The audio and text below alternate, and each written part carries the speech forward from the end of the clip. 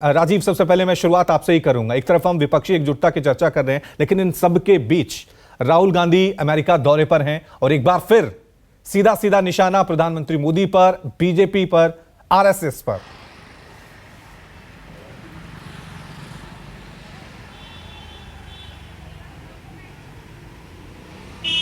देखिए Ravi, Rahul Gandhi Indian overseas Congress जो संगठन है जो दुनिया के 32 देशों में काम करता है, उसके बुलावे पर अमेरिकी दौरे पर हैं और सैन फ्रांसिस्को में अब से 1-1.5 घंटे पहले उन्होंने वहां पर भाषण दिया। उनसे 4-5 सवाल भी पूछे गए, उसका जवाब उन्होंने दिया।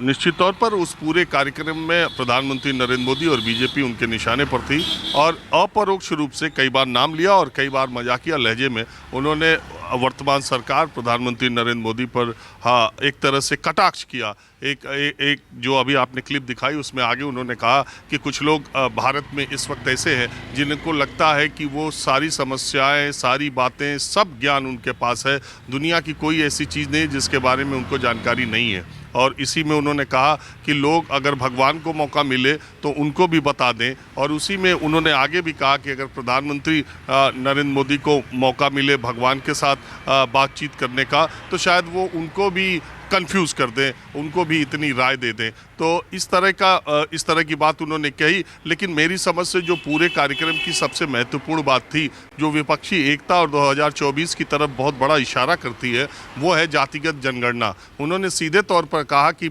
हमारी सरकार के दौरान जातिगत जनगणना कराई गई थी, लेकिन उसके आंकड़े भारतीय जनता पार्टी सार्वजनिक नहीं कर रही है। और ये तब तक देश की सारी जनसंख्या के बारे में आप सही नीति और सही फैसले तब तक नहीं ले सकते जब तक आपको पता ना हो कि किस एरिया का या किस जाति का, किस धर्म का, क्या एक्चुअल प्रेजेंटेशन है पॉपुलेशन में, तभी आप कोई फैसला कर सकते हैं। तो एक बड़ी बात जो वहाँ सैन फ्रांसिस्को में उन्होंने कही कि अगर उनकी सरकार आती है तो वो जातिगत जनगणना के आंकड़े सार्वजनिक कर देंगे। तो ये जो राहुल गांधी, ये जो अखिलेश यादव और ये जो नीतीश कुमार और तेजस्वी लगातार बात जातिगत जनगणना की कर रहे हैं और जातिगत जनगणना को धर्म की राजनीति पर, जाति की राजनीति का कार्ड के तौर पर देखा जाता है, उसमें राहुल गांधी भी बहुत मुखर रूप से, हालांकि पहले भी बात उन्होंने कही थी, लेकिन आज जब वो बात वहां पर उन्होंने कही है तो उन्होंने सीधे सीधे कहा है कि उनकी सरकार आई, अगर कांग्रेस पार्टी की सरकार आई तो उस आंकड़े सार्वजनिक कर देंगे। तो ये जो अखिलेश यादव और तेजस्वी और नीतीश कुमार का एजेंडा है, जिसको लेकर के बहुत हद तक नीतीश कुमार और तेजस्वी के आपस में या नज़दीक आने की वजह जातिगत जनगणना, आपको मालूम है बिहार में कराना भी उन्होंने शुरू कर दिया था। तो विपक्ष का जो एक बहुत बड़ा एजेंडा है, राहुल गांधी ने उसे ही लपक लिया है। और एक तरफ दूसरी तरफ 12 जून को विपक्षी एकता की बैठक भी होनी है। तो ये देखने वाली बात होगी। बाकी नफरत की दुकान, नफरत के माहौल में मोहब्बत की दुकान खोलने गए, ये बात वो हर जगह करते हैं। करीब 1 घंटे का उनका कार्यक्रम था। कल फिर आगे भी कार्यक्रम है, आर्टिफिशियल इंटेलिजेंस के बारे में वो एक्सपर्ट से राय लेंगे।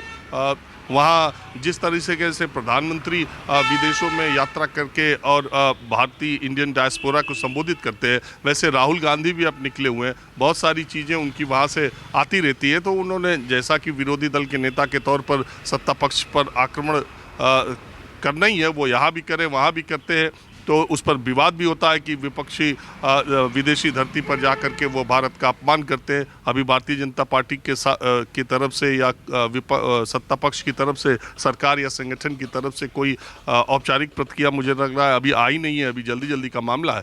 लेकिन ये बात जरूर है कि उन्होंने आरएसएस पर, बीजेपी पर ये आरोप लगाया कि देश में हेट्रेड की, नफरत की राजनीति को वो बढ़ावा दे रहे हैं, जबकि राहुल गांधी मोहब्बत की बात करना चाहते हैं। वो देश की तमाम सांस्कृतिक एकता और तमाम चीज़ों का जिक्र कर रहे थे। लेकिन मेरे समझ से जातिगत जनगणना का जो मामला उन्होंने उठाया है, वो कहीं अखिलेश यादव और नीतीश और तेजस्वी के मुद्दे को हाईजैक करने की कोशिश के तौर पर भी देखा जाएगा क्या? साफ तौर से ये देखना है, जाति जनगणना का जो मुद्दा है, ये विपक्ष को एकजुट करेगा या फिर किसी और दिशा की तरफ ले जाएगा। नमस्कार, मैं हूं मानक गुप्ता। अगर आपको हमारा ये वीडियो पसंद आया हो तो इसे लाइक और शेयर जरूर करें। और हाँ, हमें सब्सक्राइब और फॉलो करना ना भूलें, ताकि आप देश और दुनिया की कोई खबर मिस ना करें। तो जुड़े रहिए हमारे साथ और देखते रहिए न्यूज़ 24।